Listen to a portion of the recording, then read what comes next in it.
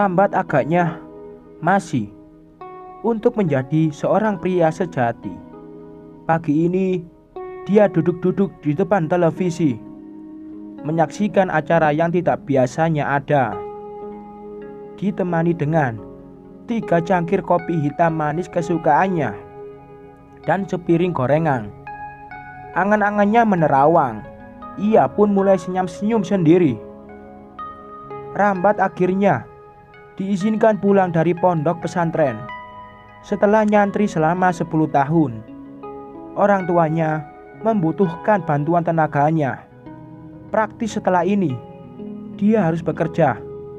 Setelah sebelumnya, selama di pesantren, dia hanya tinggal pesan minta, dikirimi uang dan beras. Di usianya yang sudah mendekati kepala 3, Rambat sudah tentu sangat ingin menikah.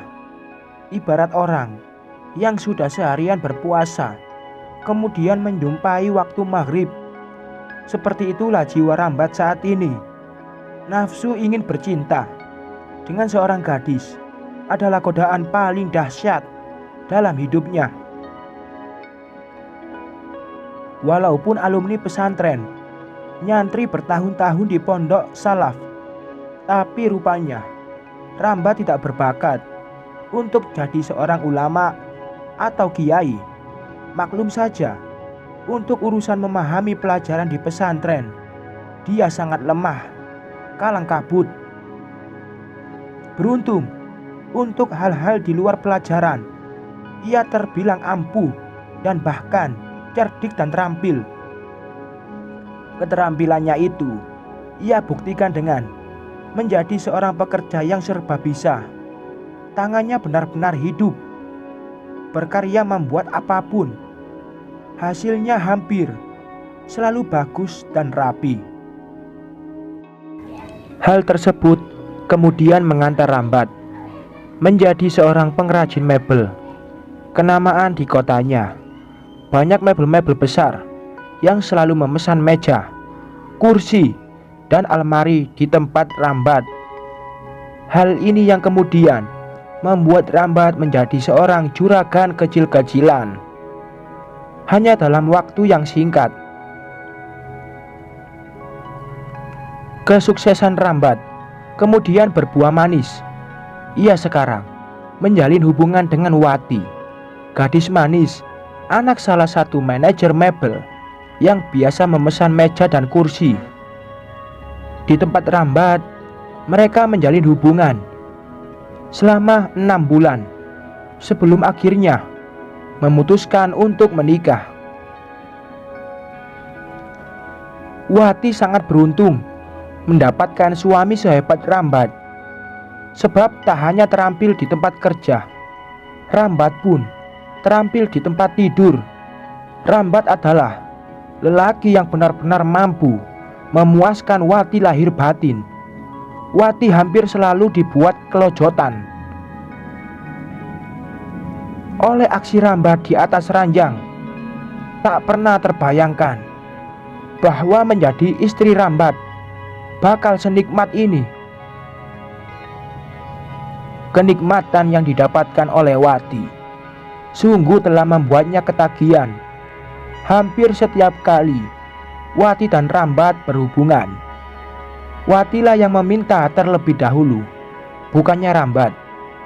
Hari ini tidak seperti biasanya. Ada tayangan televisi yang membuat Rambat begitu. Seorang yang konon sangat sakti sedang live di suatu acara.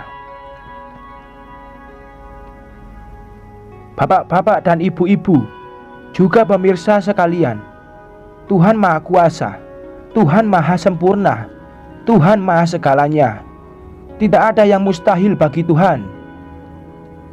Tapi kita sudah saksikan bersama-sama, Tuhan telah menyembuhkan gadis buta ini menjadi bisa melihat kembali melalui tangan saya. Tadi juga sudah Anda saksikan sendiri bagaimana pemuda lumpuh itu dengan kuasa Tuhan sekarang bisa berjalan. Maka jangan ragu, akan kuasa Tuhan. Jangan ragu akan keajaiban Tuhan. Rambat semakin.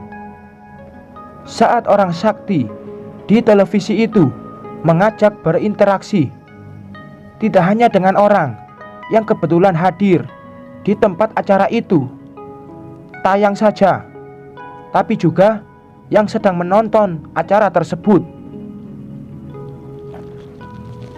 Mari bapak-bapak, ibu-ibu, dan pemirsa yang sedang menyaksikan acara ini, tempelkanlah satu tangan Anda ke layar monitor televisi Anda. Lalu sentuh bagian tubuh Anda yang sakit dengan tangan satunya. Mari kita buktikan sama-sama kuasa Tuhan. Saya bantu dari sini. Yakinlah dengan kuasa Tuhan saat ini juga. Rambat pun dengan tertati-tati mendekatkan posisi duduknya ke tempat televisi. Dengan bergetar, tangan kanan Rambat menyentuh layar monitor televisi, sementara tangan kiri Rambat dimasukkan ke dalam sarung, hendak merogoh burung miliknya yang sudah mengeriput seperti kulit di tubuhnya. "Nek, kakek itu lagi ngapain sih?" Seorang bocah 7 tahun tiba-tiba menuding Rambat. Wati segera berkomentar sambil menggandeng dan mengelus-elus rambut bocah 7 tahun di sampingnya. "Mas, itu tuh untuk menyembuhkan yang sakit, bukan menghidupkan yang sudah mati." Rambat buru-buru menarik tangan kirinya dari dalam sarung. Kecewa.